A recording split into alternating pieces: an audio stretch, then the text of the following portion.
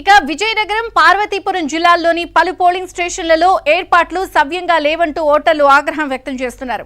కనీసం senior citizens ని కూడా గౌరవించే విధంగా ప్రత్యేక క్యూ లైన్ ఏర్పాటు చేయలేదని వాపోతున్నారు.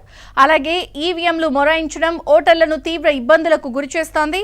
మరిన్ని వివరాలు మా ప్రతినిధి శ్రీనివాస్ అందిస్తారు. శ్రీనివాస్. విజయనగరం, పార్వతీపురం జిల్లాల్లోని ఉదయం 7 గంటలకే ప్రశాంతంగా పోలింగ్ ప్రారంభమైంది. పోలింగ్ సరళైతే బాగా జరుగుతుందని సంబంధిత వ్యక్తులు చెప్తున్నారు.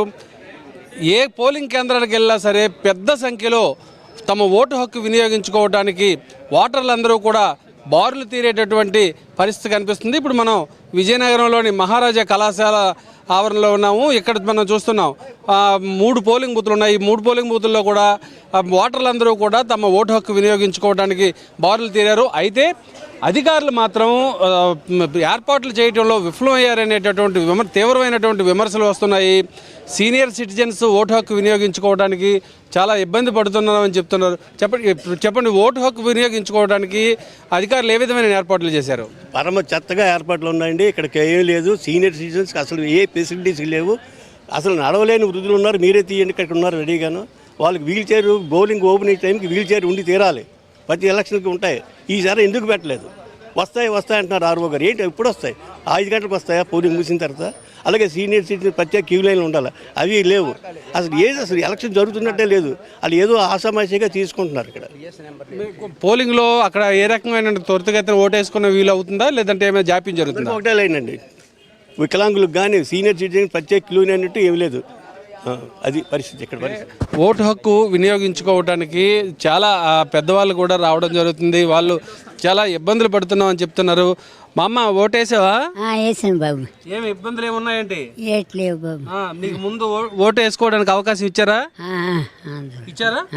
అదే మనం చూస్తున్నాం. కొంతమంది అయితే తమ ఓటు హక్కు వినియోగించుకోవడానికి తొలిత పెద్ద వయసు ఉన్న క్రమంలో వారికి తమ ఓటు హక్కు వినియోగించుకోవడానికి అవకాశం కల్పించారని చెప్తున్నారు.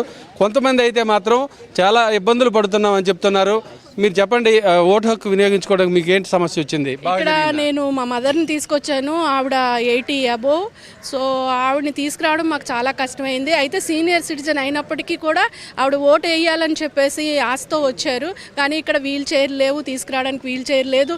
కనీసం ఆవిడకి వీల్ చైర్ ఉన్నట్టయితే మేము ఆవిడని తీసుకురావడానికి ఈజీ అవుతును. ఆవిడని పట్టుకొని తీసుకురావడం జరిగింది. సో దయచేసి వీల్ చైర్ అనేది ఇప్పటికైనా ఈ బూత్కి పంపిస్తారని మేము కోరుకుంటున్నాము. అంటే పెద్ద వయసు ఉన్న వాళ్ళు ఇబ్బంది పడుతున్నామని చెప్తున్నారు. అదేవిధంగా దివ్యాంగులు కూడా ఇబ్బంది పడుతున్నామని చెప్తున్నారు. వాళ్ళకి వీల్ చైర్ కానీ మిగిలినటువంటి ఏర్పాట్లు లేదని చెప్తున్నారు. కొంతమంది అయితే ఆటోల్లో నేరుగా పోలింగ్ కేంద్రాలకే తీసుకొచ్చి తమ తాలూకా అభ్యర్థి ఓటర్లని ఓటు హక్కు వినియోగించేటటువంటి ఏర్పాటును బంధువులు చేస్తున్నారు. మొత్తంగా ఓవరాల్గా చూస్తే పలు చోట్ల ఈవీఎంలు ఏ రకంగా అయితే మొరాయిస్తున్నాయో పోలింగ్ బూత్ల దగ్గర ఏ విధమైనటువంటి సౌకర్యాలు కూడా లేవని చాలామంది ఓటర్లు, సీనియర్ సిటిజన్స్ తీవ్రంగా విమర్శించడం జరుగుతుంది.